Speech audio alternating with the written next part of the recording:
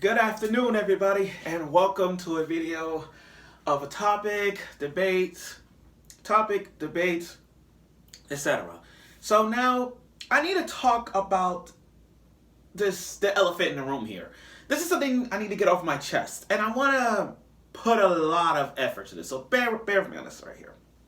Okay, it is known in the world of anime, we have the most popular genres out there are the following: shonen, isekais, sports. To me, that's like the top three genres, most talked about genres in sports animes. Now, here's the thing. Sports animes, we're going to push this to a side and just talk about the sports animes. Sports anime are a thing of beauty. I get that. Sports animes is so iconic that you don't have to be a fan of the sport just to watch it. It's like you're a soccer player and you want to see just soccer animes, but there's other sports you could watch besides that. You know what I mean? And yeah, we have seen some great sports animes: Kuroko no Basket, Haikyuu, Yamushi Pedal, Ice Shield 21, Prince of Tennis, Yuri on Ice. The list goes on and on and on. But here's something that's been driving me crazy, and for most of y'all, and hear me out when I say this.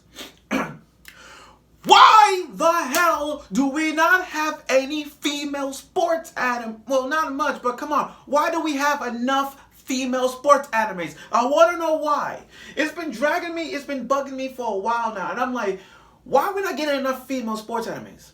Why we're not getting it? Is it the demographic? Is it because we're targeting the female fandoms of these male sports animes? When these males with these sports animes, they showing up, they taking off their shirts, showing off their muscles, all that stuff. Okay, what's the fucking problem? Look at even Free. Free is an example. When we watch Free, it's a swimming anime, it's a sports, I get that. But when you're looking at the hot guys, that's the problem. It's the demographics. It's like, again, finding a female sports anime, it's like finding a needle in a haystack. Picture this. The entire hay is nothing but sports animes. And then you're trying to find this one female sports anime, and it's so hard to find it, you have to dig through many hays just to find that little needle, which is a female sports anime. Female sports animes are so, it's hard to find. They are hard to find. But here's the thing. Another thing about female sports animes is like finding a female sports anime is like going to a library. It's like going to find a manga that you're trying to find in a library. You go to a library or you go to any Barnes & Noble store and you're trying to find this one volume with a bunch of these other volumes and you can't find it because it's sold out. That's the thing. Female sports animes are at low risk, but they teach you the fundamentals regardless if it has it or not. Here's the thing. Y'all are Haikyuu fans. I'm a Prince of Tennis fan. We got some Hajime no Ippo fans. There's some Kuroko no Basket fans. Okay, I get that. But here's the thing. We wouldn't gotten those popular sports animes if it wasn't for the originals. And by the originals, I mean the female sports animes that paved the way up till now. For instance, this is going to hurt a little bit, but watch this. Okay, so here's the thing. One of them was Attack Number 1. It was in the 1970s, in winter of 1970. And it was the first shoujo sports anime ever. And it's basically, and I wrote a little storyline about it. So basically, it's about Kozu. She goes to the... Sorry, this is what happens when I get a little crazy. Sorry, again. Okay, back to what I was saying. So Kozu is a middle girl. She goes to the top. She goes to the high expectations to try to be the best volleyball player. She loved volleyball. So basically, Attack Number 1 is basically about a girl, middle school girl, who rises to the top as trying to be the best volleyball player ever. And there's like trials and tribulations through the walls of her trying to be the best volleyball player she could be. And there's only 104 episodes.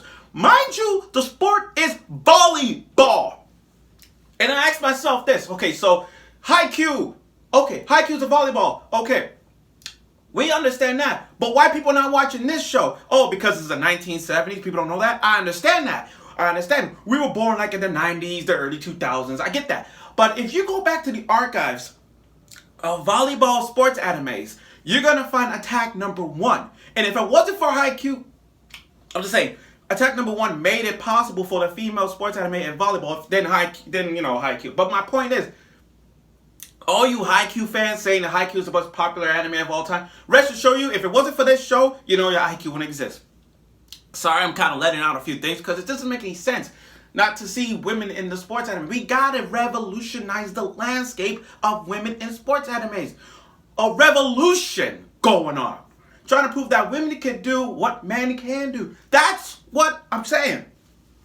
Another sports anime is Aim for the Ace. And it came out 3 years after that. So it came out in the fall of 1973. Aim for the Tennis. And the 26 episodes, and it had an alternate version, which was 25. And it talks about tennis. Like I said, Prince of Tennis was the first sports anime I've watched. But I had to watch Aim for the Ace last night. And after watching like 10 episodes, I understand it. I like it. But basically, it's about Hiromi inspired by a top player, and she joins the club. But the thing about this show is that she goes through many trials, the pressure, the coaching, everything to make her the best tennis player and trying to be on top of everything. That's the thing. Now, this is where it gets interesting in this one. Another show that was interesting was Princess 9. It came out in spring 1998. And it's about sexism in sports, and for this kind of show. It's basically about I'm trying to put this right in terms. Okay.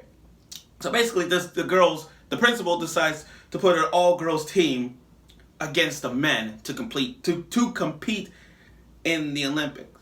To compete in the tournament. It teaches this show teaches you about sexism. Like, okay, women can't play baseball. It's all about the guys playing baseball. Okay, it highlights the casual of sexism in sports in this one, where it's like, okay, here comes a girls team, and coming to the era of the men's baseball team, and the men and it's like, oh, women can't play baseball. Like, come on, they're too curly. They can't do shit. They're gonna play with their hair. They're gonna play with dolls. We have to talk about this and that. Oh, but never underestimate a woman in sports. Never underestimate it. You think just because, okay, this is basketball, it's going to be guys only. Oh, here comes football, it's going to be guys only. Oh, come on. Seriously? Okay. But it makes you the mental fortitude to make dreams a reality. So it's basically a slap in the face to see a girls team entering a male competition and the girls dominating them. That right there is a true example when I mean we need more women in sports. An example like that should come around.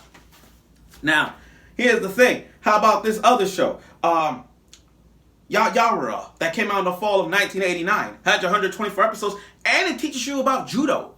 And it has a good storyline about a girl who has a normal life, but she has this talent for judo, so she entered tournaments and taking down guys as well. You see?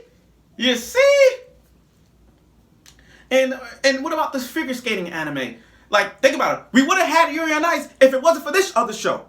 And this show was very touching. It came out 2005, and there's only 12 episodes in the figure skater, and it's really touching.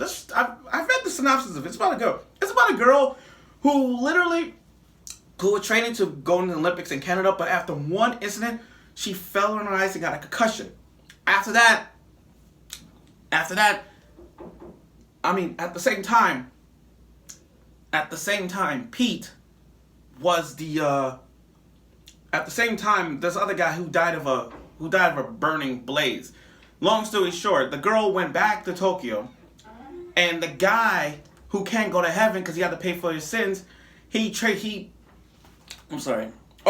for his sins. So in order to do that, in order to go to heaven, he had to spend 100 days in her body, and so her mind is telling her. So basically, he telling the girl, focus, don't give up. Once you become a figure skater, all that stuff. So her mind is so Pete is talking to her in her mind while in her body, and so the confidence to give her the energy she needs to become a figure skater once again. Okay, now watch this. Watch this. There's some other female sports animes that's really on the low volume not to talk about, like Bamboo Blade. I mean, this girl's doing kendo. What's the problem with that? I want to be the strongest in the world. That's a pro wrestling thing where girls become pro wrestlers. Why are we ain't watching that? Oh, here's one that's everybody's not interested. Keijo. Keijo is a female sports anime. Are you freaking kidding me? It's a sports anime. Sure, it may be ecchi, but it's a sport. And I think one of the articles they said if Keijo is actually a real sport. Hello. But like I said, Keijo is a sports anime. And not only that, what about the future? What about other sports animes we have there? Like Harukana Receive, where the girls play beach volleyball. That's a sport. What about Hanabado, the girls with playing badminton, and it's a sport too. And what about this other sports anime that came out this year, which is Tomoyami, which is a baseball anime, and then we got Cinderella 9, which is also a female sports anime. What I'm saying is, to me, 80% of sports anime is roughly on the guys. We don't have enough female sports anime to coexist. Is it because of the fandom? Is it because of the fandom that we're not getting a lot of female sports animes out there? Because most guys are gonna stare at their bodies? Oh, come on. No. That's my issue with it. It's like we need to revolutionize the landscape of female sports animes. We need more female sports anime to coexist. It's not fair to leave one team out and not do it. Like Haikyuu. Haikyuu is an example because Haikyuu is the most popular sports anime ever, but what about the two managers? How come we're not seeing the manager doing the sport? They're just managing.